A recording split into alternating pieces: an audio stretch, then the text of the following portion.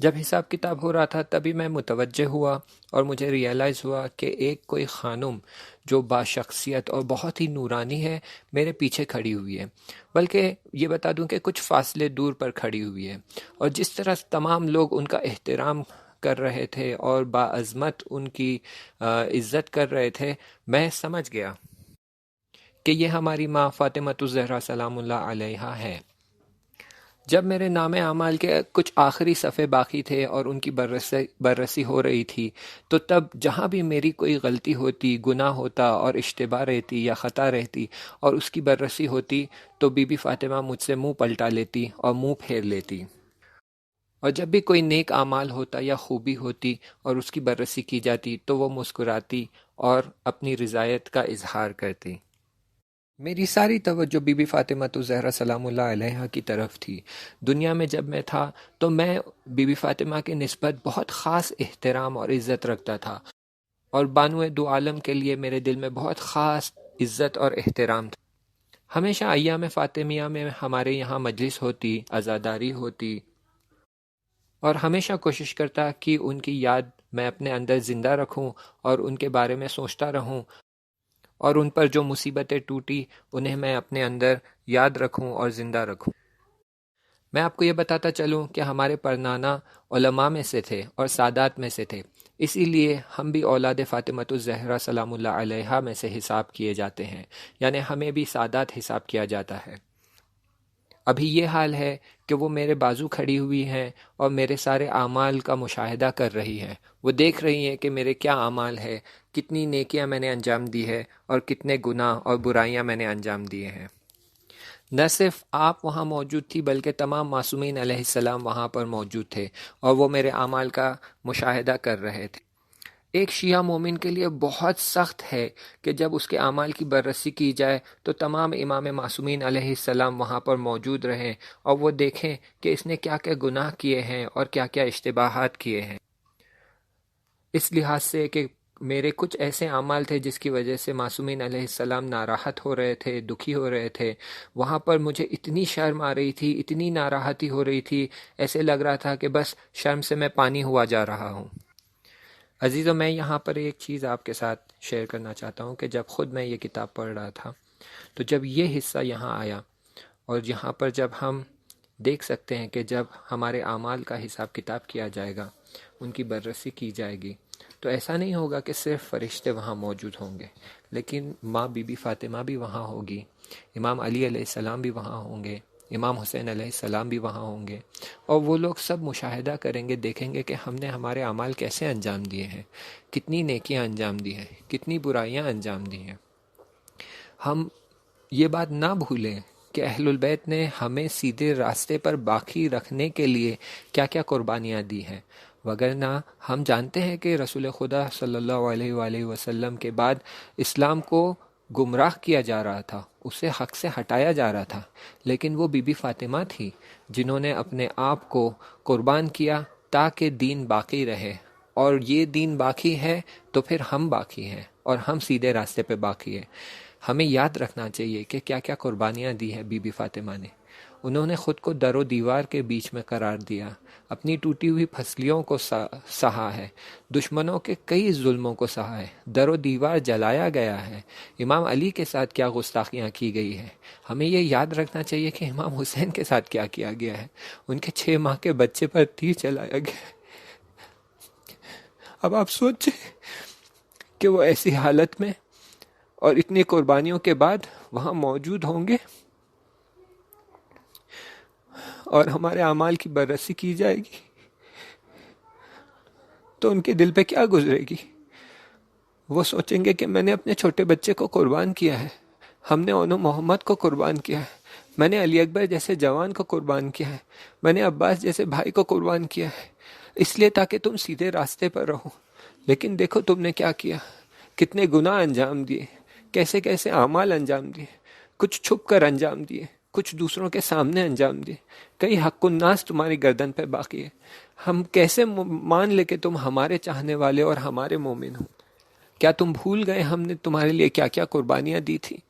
تو عزیزو یہ ہمارے لیے بہت سخت مرحلہ ہوگا۔ اگر ہم واقعاً بی بی فاطمہ اور اہل البیت کے چاہنے والے ہیں تو ہم ایسا کوئی اعمال انجام نہیں دیں گے کہ وہاں جب ہمارے اعمال کی بررسی کی جائے گی تو ان کے لیے باعث شرمندگی ہو، ان کے لیے باعث ہو کہ وہ اپنا منہ ہم سے پھیر لیں۔ کتنا سخت مرحلہ ہوگا ہمارے لیے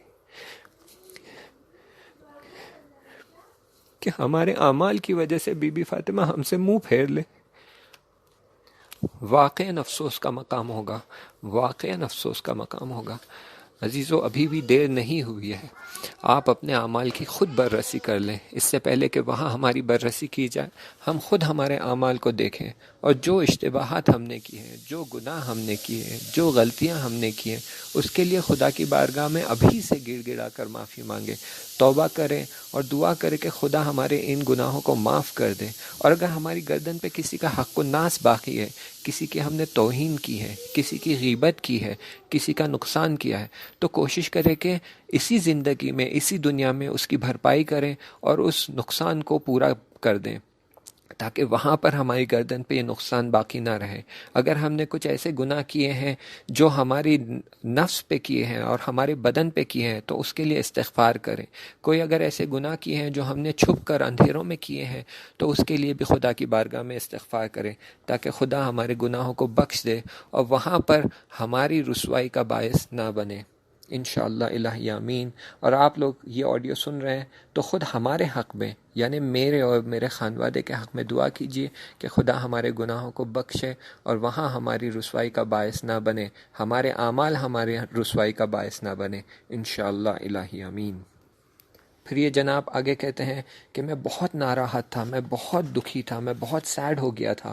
اور میرے کئی اچھے اعمال میرے ہاتھ سے چلے گئے تھے، اور بہت تھوڑے ہی اعمال کتاب میں رہ گئے تھے جو جو میرے کام آ سکے۔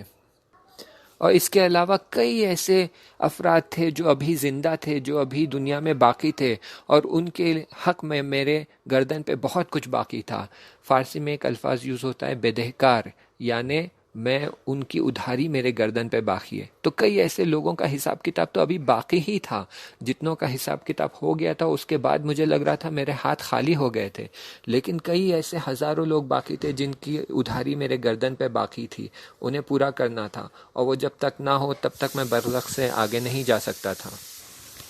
جب ہم فارسی میں بےدہکاری کا الفاظ استعمال کرتے ہیں تو ضروری نہیں ہے کہ پیسوں والی بےدہکاری ہو یا ادھاری ہو، لیکن جب ہم اردو میں ادھاری کا مطلب یوز کرتے ہیں یعنی پیسوں کی ادھاری، لیکن فارسی کا بےدہکار یعنی ہر وہ چیز جو دوسرے کے حق میں باقی رہ گئی ہو، یعنی کسی کی میں نے توہین کی ہے، کسی کی انسلٹ کی ہے، کسی کو ناسزا کہا ہے، کسی کا دل دکھایا ہے، تو یہ ان سب کے لیے میں بےدہکار ہوں۔ تو فارسی میں فارسی لفظ کا میں فعلاً اردو میں ادھاری والا ترجمہ کروں گا، جس کا معنی یہ ہے کہ ان کی گردن پہ بہت سارے لوگوں کا حق باقی ہے۔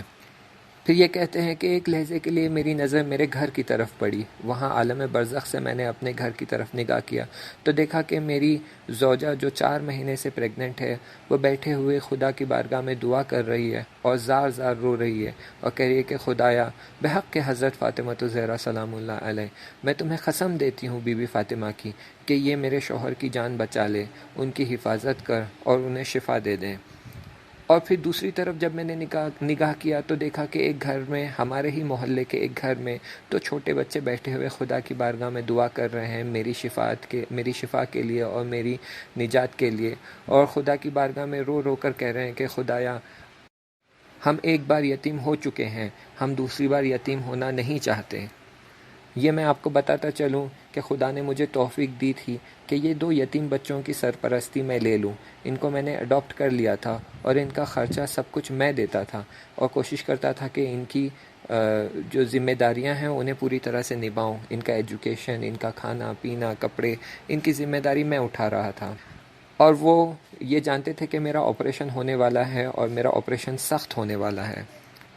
تو وہ بھی میرے لیے رو رو کر دعا کر رہے تھے کہ میں زندہ بچ جاؤں اور آپریشن کی وجہ سے میری جان نہ جائے۔ تو جو ملک میز کے پیچھے بیٹھا ہوا تھا میں اس سے کہہ رہا تھا دیکھو تم خود دیکھ رہے ہو کہ میرے اعمال کس طرح نابود ہو گئے، میرے ہاتھ خالی ہو گئے، میرے پاس کچھ نہیں بچا، آیا ایسا کچھ نہیں کیا جا سکتا جس کی وجہ سے میں واپس لوٹ جاؤں، دنیا میں چلا جاؤں اور کچھ نیک اعمال انجام دوں، اور جو لوگوں کی بدہکاری میری گردن پہ باقی ہے اسے میں پوری طرح نپٹا دوں، لوٹا دوں اور معافی مانگ لوں، حلالیت طلب کر لوں؟ کچھ نہیں کیا جا سکتا؟ تو اس نے منفی جواب دیتے ہوئے کہا، نہیں، اب کچھ نہیں ہو سکتا۔ تو میں نے کہا، کیا یہ نہیں ہو سکتا کہ تم میری طرف سے بی بی فاطمہ سلام اللہ علیہا کی خدمت میں بیان کرو کہ وہ میری شفاعت کرے اور میں واپس جا سکوں اور میں میرے گناہوں کی بخشائش کے لیے کچھ اہتمام کروں اور کچھ نیک اعمال انجام دوں، اور جو حق الناس میری گردن پہ ہے اس کو جبران کر پاؤں، یا مجھ سے جو غلطیاں ہو گئی ہے اسے میں ٹھیک کر پاؤں؟ کیا کچھ نہیں ہو سکتا؟ اس کے نہ کہنے پر بھی میں اصرار کرتا رہا اور کہتا رہا کہ ایک بار تو پوچھ لو، ایک بار تو بی بی فاطمہ سے پوچھ لو، شاید وہ میری شفاعت کر دے، شاید وہ میری دعا سن لے، شاید وہ میری التجا سن لے، ایک بار تو بی بی سے پوچھ لو۔ کچھ لحظوں بعد اس نے کہا کہ تمہاری زوجہ کی آنسوؤں کی وجہ سے اور اس کی دعاؤں کی وجہ سے، اور وہ 4 مہینے کی بیٹی جو تمہاری زوجہ کے پیٹ میں ہے اس کی دعاؤں کی وجہ سے، اور وہ 2 یتیم بچوں کے گڑ گڑا کر رونے اور دعاؤں کی وجہ سے بی بی فاطمہ نے تمہاری شفاعت کر دی اور اب تم واپس جا سکتے ہو۔ جیسے ہی اس نے کہا اب تم واپس جا سکتے ہو، اچانک میرے پاؤں کے نیچے سے زمین ہٹ گئی، اور جیسے کہ میں بس ایک بڑی اونچائی سے گر رہا ہوں، اور چند لحظے بعد میں آپریشن تھیٹر کی میز پر پہنچ گیا۔ 1 سیکنڈ سے بھی کم ٹائم میں میں اپنے ہاسپٹل کے بیڈ پہ پہنچ گیا تھا اور دیکھ رہا تھا کہ وہاں ڈاکٹرز کی ٹیم مجھے شاک پر شاک دی جا رہی تھی تاکہ وہ مجھے زندہ کر سکے۔ کئی بار مجھے شاک دیا گیا اور بالآخر اس شاک کے اثر سے میں زندہ ہو گیا، اور ڈاکٹرز نے کہنے لگا کہ بیمار زندہ ہو گیا، بیمار لوٹ آیا، بیمار واپس آ گیا۔ انشاءاللہ آگے کا مطلب اگلے درس میں بیان کیا جائے گا۔ تب تک کے لیے التماس دعا، خدا حافظ۔